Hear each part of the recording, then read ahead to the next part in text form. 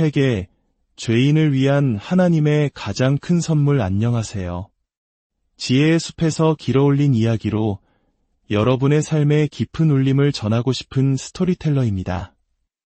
이 시간이 여러분의 마음에 하나님의 평안과 은혜가 가득하기를 기도합니다. 오늘 우리가 나눌 이야기가 누군가에게는 새로운 희망의 빛이 될 수 있습니다. 이 말씀에 마음이 움직이신다면 이 영상을 공유하여 더 많은 이들에게 하나님의 사랑을 전하는 통로가 되어주시길 부탁드립니다.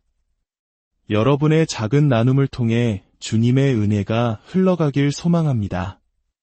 여러분은 회개라는 말을 들으면 무엇이 떠오르시나요? 아마도 많은 분들이 무겁고 어둡고 죄책감을 자극하는 단어로 여기실 겁니다. 마치 길모퉁이에서 당신은 지옥에 갈 것이라고 소리치는 화난 사람의 외침처럼 말이죠. 하지만 성경이 말하는 회개는 본래 그런 의미가 아닙니다. 오히려 회개는 하나님께서 당신의 백성에게 주시는 가장 관대하고 자비로운 선물 중 하나입니다. 우리가 양심의 가책을 느끼는 모든 순간은 사실 더 위대한 삶, 더 충만한 기쁨과 생명으로 우리를 초대하시는 하나님의 손길입니다. 회개는 하나님의 선하심과 자비, 은혜와 능력을 우리 삶 속에서 생생하게 경험하는 통로가 됩니다. 성경적으로 볼 때 회개는 지옥으로의 길이 아니라 바로 지금 이 땅에서부터 시작되는 하나님 나라로의 초대장입니다. 오늘 우리는 이 회개라는 놀라운 선물에 대해 함께 깊이 탐구해 보려 합니다.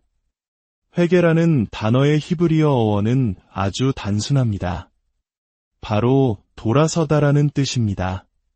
하지만 여기에는 더 깊은 의미가 담겨 있습니다. 단순히 방향을 트는 것이 아니라 계속해서 돌아서고 또 돌아서고 다시 돌아선다는 마치 순례의 여정과 같은 지속적인 움직임을 내포하고 있습니다. 그리고 우리 인간은 하나님의 백성이든 아니든 바로 그 계속해서 돌아서야 하는 존재들입니다. 성경 전체를 관통하는 이야기는 하나님과 그분의 백성 사이의 관계에 대한 이야기입니다. 출애굽기 24장을 보면 하나님께서는 이스라엘 백성과 언약을 맺으십니다. 마치 신랑과 신부가 결혼 서약을 하듯이 말이죠. 하나님께서는 약속하십니다. 내가 너희를 축복하고 보호하며 너희의 아버지가 되고 너희 영혼의 사랑이 되어줄 것이다. 내 임재와 능력을 너희 삶의 모든 날 동안 함께하게 하리라. 그러자 백성들은 화답합니다. 우리는 당신께 순종하고 온 마음으로 당신을 경배하겠습니다.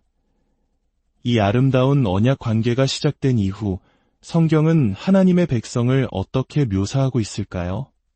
안타깝게도 가장 빈번하게 등장하는 표현은 간음하는 자들입니다. 언약을 저버리고 유일한 사랑이신 하나님을 배신했다는 것입니다. 이것이 성경 전체를 통해 반복되는 안타까운 후렴구입니다. 죄와 우상으로부터 돌아서서 주님께로 돌아오는 이 관계의 춤, 이 반복되는 패턴은 성경 전체에 걸쳐 그려집니다. 주님의 길은 생명으로, 구원으로, 인간의 참된 번영으로 이어지는 길이지만 사람들은 끊임없이 그 길을 벗어납니다. 그리고 그 길을 벗어날 때마다 파괴와 마음의 상처, 슬픔이 뒤따랐습니다. 눈물의 선지자라 불리는 예레미야의 목소리를 통해 하나님의 애타는 마음을 한번 들어보시겠습니까? 예레미야 3장의 말씀입니다. 하나님께서 이렇게 말씀하십니다. 내가 얼마나 너희를 내 아들로 삼고 모든 민족의 유산 중 가장 아름다운 땅을 너희에게 주고 싶었는지 모른다. 나는 너희가 나를 나의 아버지라 부르며 결코 내게서 등을 돌리지 않을 것이라 생각했다. 그러나 마치 아내가 그 연인을 배신하듯 너희 이스라엘 가문이 나를 배신하였다. 보라, 저 벌거벗은 산 위에서 소리가 들린다. 이스라엘 자손이 울며 자비를 구하는 소리다. 그들은 자신들의 길을 굳게 하고 그들의 하나님 여호와를 잊어버렸기 때문이다. 돌아오라, 이 믿음 없는 자녀들아. 내가 너희의 불충함을 고쳐주리라. 이것은 분노한 신의 목소리가 아닙니다. 상처 입은 아버지의 목소리입니다. 좋은 아버지가 되어 너희를 지키고 보호하고 모든 재앙에서 구원해주고 싶었는데 너희는 나를 원치 않는구나 하고 탄식하시는 아버지의 마음입니다. 부모라면 이 마음을 조금이나마 이해할 수 있을 것입니다. 자녀들이 잘못된 결정을 내리고 고통의 길로 걸어가는 것을 볼 때 그 대가가 무엇인지 알기에 애타는 마음으로 호소하게 됩니다. 그 길로 가지 마라. 이리 돌아오너라. 나는 너의 적이 아니란다. 이것이 모든 선지서에 나타나는 하나님의 절절한 호소입니다. 하나님은 우리에게 자비와 임재를 원하셨지만 우리는 눈물과 상심을 택했습니다. 하나님은 우리 삶에서 거짓과 혼란을 제거하고 싶어 하시지만 우리는 왜 스스로 거짓과 혼란을 선택하는 것일까요? 내게로 돌아오라. 내가 너를 치유하리라. 이것이 바로 회개의 본질입니다. 돌아섬입니다. 성경사전은 회개를 이렇게 정의합니다. 한 사람이 자신의 죄와 우상숭배, 그리고 피조물로서의 반역에서 돌아서서 믿음으로 하나님께로 향하는 행위, 그렇다면 회개가 아닌 것은 무엇일까요? 바로 후회입니다. 내 인생을 망쳐서 기분이 나빠. 끔찍한 결정을 내렸고 그로 인해 생긴 피해와 파괴 때문에 마음이 아파. 이것은 회개가 아닙니다. 성경은 이것을 세상 근심이라고 부릅니다. 세상 근심은 우리를 자유롭게 하지 못합니다. 수많은 사람들이 후회에 가득 차 있으면서도 똑같은 파멸의 순환을 반복하며 살아갑니다. 후회는 우리를 구원하지 못합니다. 성경이 말하는 참된 회개는 하나님 뜻대로 하는 근심에서 비롯됩니다. 고린도후서 7장 10절은 이렇게 말합니다. 하나님의 뜻대로 하는 근심은 후회할 것이 없는 구원에 이르게 하는 회개를 이루는 것이요 세상 근심은 사망을 이루는 것이니라. 그렇다면 하나님 뜻대로 하는 근심은 무엇일까요? 다윗 왕이 시편 신한편에서 그 답을 보여줍니다. 그는 밧세바와 간음하고 그녀의 남편 우리아를 죽게 만든 끔찍한 죄를 지은 후 이렇게 고백합니다. 내가 오직 주께만 죄를 범하여 주의 목전에 이 악을 행하였사오니 주께서 말씀하실 때에 의로우시다 하고 주께서 심판하실 때에 순결하시다 하리이다. 잠깐만요. 다윗은 밧세바에게, 우리아에게, 그리고 왕으로서 본이 되어야 했던 이스라엘 민족 전체에게 죄를 지었습니다. 그런데 어떻게 주께만 죄를 지었다고 말할 수 있을까요? 이것은 그가 다른 사람들에게 지은 죄를 부인하는 것이 아닙니다. 다윗은 모든 죄의 근원을 꿰뚫어 본 것입니다.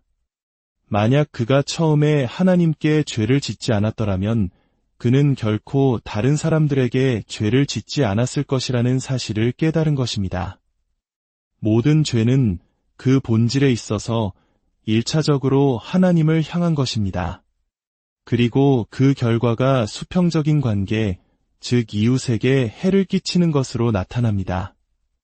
다윗의 이야기를 잠시 따라가 볼까요? 왕들이 전쟁에 나갈 때 다윗은 왕궁 옥상에 있었습니다. 그가 그곳에 있어서는 안 될 때였죠. 그는 밧세바를 보았고 성령께서는 분명 그의 마음에 경고의 신호를 보내셨을 겁니다. 다윗아, 지금 무엇을 하고 있느냐? 하지만 그는 그 음성을 무시하고 계속 쳐다보았습니다. 그리고 신하를 불러 그녀가 누구인지 물었습니다. 신하는 대답합니다. 그녀는 우리아의 아내입니다. 당신의 충성스러운 부하, 지금 당신을 위해 목숨을 걸고 싸우고 있는 바로 그 우리아의 아내입니다. 이 또한 성령의 강력한 경고였을 것입니다. 그러나 다윗은 또다시 그 음성을 무시하고 그녀를 데려오게 합니다. 그 후 임신 소식을 듣고 죄를 덮기 위해 우리아를 전장에서 불러들이고 그가 아내와 동침하도록 술을 먹이는 등 온갖 계략을 꾸밉니다. 그러나 의로운 우리아는 끝까지 집에 들어가지 않았습니다. 결국 다윗은 펜을 들어 우리아를 가장 치열한 전투의 선봉에 세워 죽게 하라는 명령서를 씁니다. 이 모든 과정의 어느 한순간이라도 다윗이 하나님께 대한 죄를 짓지 않기로 선택했다면 그는 다른 누구에게도 죄를 짓지 않았을 것입니다.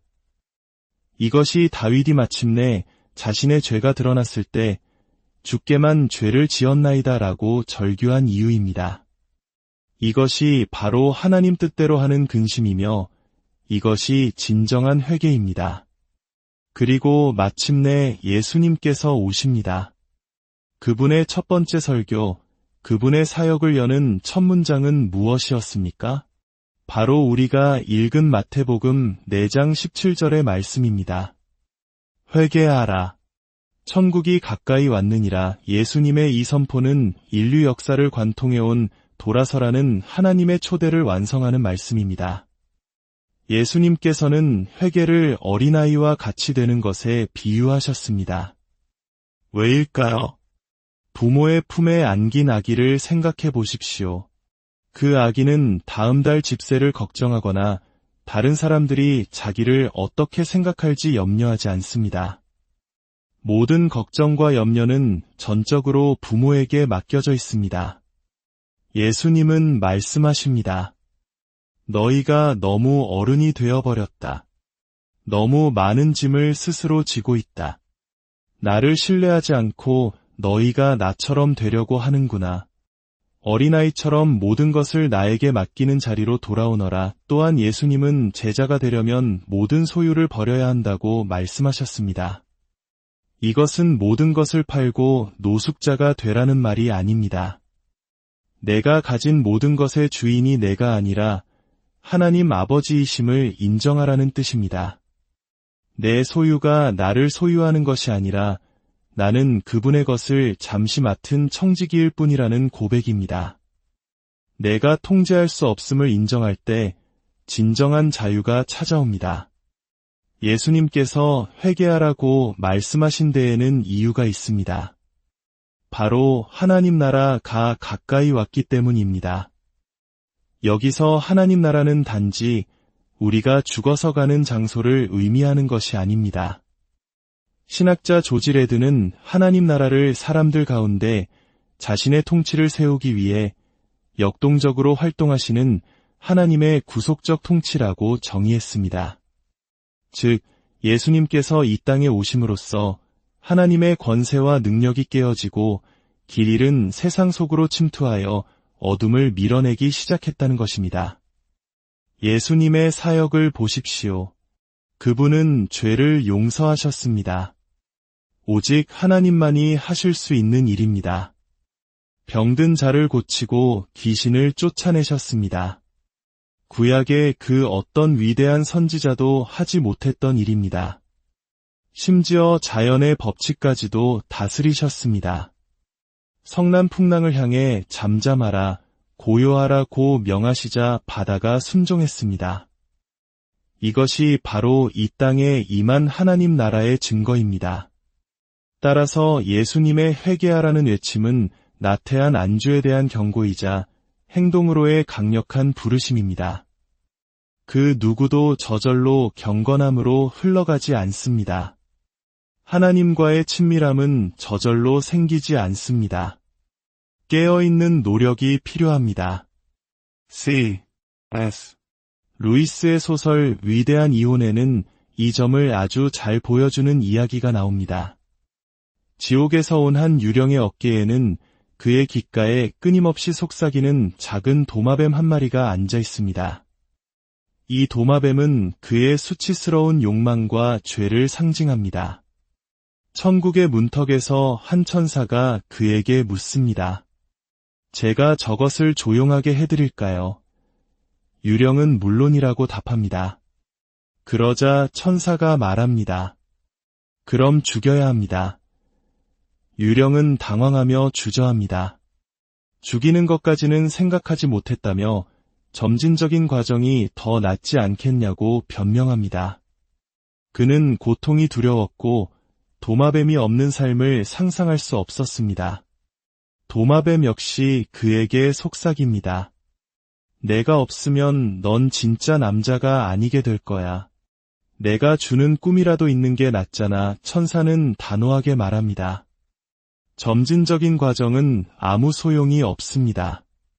당신의 의지 없이는 제가 죽일 수 없습니다. 허락하시겠습니까? 기나긴 망설임과 고통스러운 실랑이 끝에 유령은 마침내 절규합니다. 제기랄, 마음대로 하시오. 하나님, 저를 도우소서. 그 순간 천사가 도마뱀을 움켜쥐어 부서뜨리자 유령은 끔찍한 고통에 비명을 지릅니다. 그러나 고통이 지나간 후 놀라운 변화가 일어납니다. 유령이었던 그는 다시 실체를 가진 인간이 되고 죽었던 도마뱀은 그가 타고 천국으로 들어갈 수 있는 멋진 백마로 변합니다. 오늘 이 자리에 얼마나 많은 도마뱀들이 있습니까? 천사가 제가 그것을 죽여드릴까요?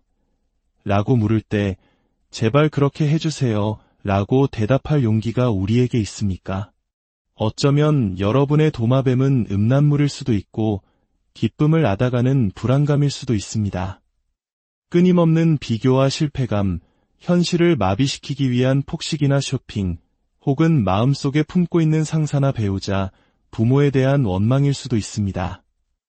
어쩌면 약물이나 알코올에 의존하고 있을 수도, 배우자에게 숨기고 있는 죄의 비밀일 수도 있습니다.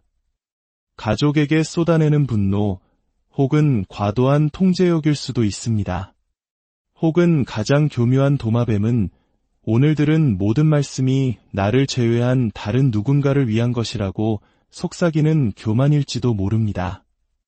그리고 가장 치명적인 도마뱀은 하나님의 은혜와 사랑이 내 죄보다 크다는 사실을 믿지 못하게 만드는 불신일 것입니다. 만약 우리가 이 불신이라는 가장 큰 죄를 회개할 수 있다면 우리는 다른 모든 것들도 회개할 수 있습니다. 돌아설 수 있습니다. 그분의 발 앞에 내려놓고 그것을 죽여달라고 간구할 수 있습니다. 예수님은 당신의 손에서 억지로 무언가를 빼앗지 않으십니다. 그분은 문 밖에 서서 두드리십니다. 문을 걷어차고 들어와 우리를 의자에 앉히지 않으십니다.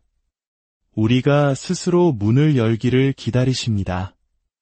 이제 고개를 숙이거나 눈을 감지 않은 채로 우리 자신에게 솔직해지는 시간을 갖겠습니다. 아, 내 안에도 저 도마뱀이 있습니다. 지금 이 순간에도 내 영혼에 속삭이고 있습니다. 이제 이 지긋지긋한 것을 죽이고 싶습니다라고 고백할 분이 있습니까? 두려워하지 마십시오. 당신은 혼자가 아닙니다. 이것은 우리가 평생 걸어가야 할 기나긴 여정입니다. 죄를 발견하고 회개하고 또 발견하고 회개하는 과정입니다. 그리고 그 과정 끝에 아름다운 성령의 열매가 맺힐 것입니다. 이제 제가 여러분을 위해 기도하겠습니다. 그리고 기도가 끝난 후 여러분의 자리에서 혹은 앞으로 나아와 기도하는 시간을 갖겠습니다. 만약 회개할 것이 있다면 당신의 몸을 움직여 보십시오. 의자를 제단 삼아 무릎을 꿇고 당신의 도마뱀을 내려놓으십시오. 그리고 성령 하나님께 그것을 죽여달라고 간구하십시오. 하나님 뜻대로 하는 근심을 달라고 기도하십시오. 당신의 마음을 아프게 해달라고, 돌같은 마음 대신 살처럼 부드러운 마음을 달라고 기도하십시오. 기억하십시오. 이스라엘 백성이 자녀를 몰렉 신에게 제물로 바치는 끔찍한 죄를 지었을 때에도 하나님은 말씀하셨습니다. 내게로 돌아오라. 내가 너희를 축복하고 치유하리라. 당신의 죄가 하나님의 은혜보다 클 수 없습니다. 그분은 당신의 고백에 지치지 않으십니다. 함께 기도하겠습니다. 하나님 아버지, 이 자리에 있는 당신의 귀한 아들, 딸들을 축복합니다. 그들의 영혼에 용기를 불어넣어 주시고 하나님 뜻대로 하는 근심을 허락하여 주시옵소서. 오늘 당신께서 우리의 마음을 주장하여 주시고 돌처럼 굳은 마음 대신 살처럼 부드러운 마음을 주시옵소서. 우리에게는 주님이 필요합니다. 우리를 도와주시옵소서. 우리 주 예수 그리스도의 아름다우신 이름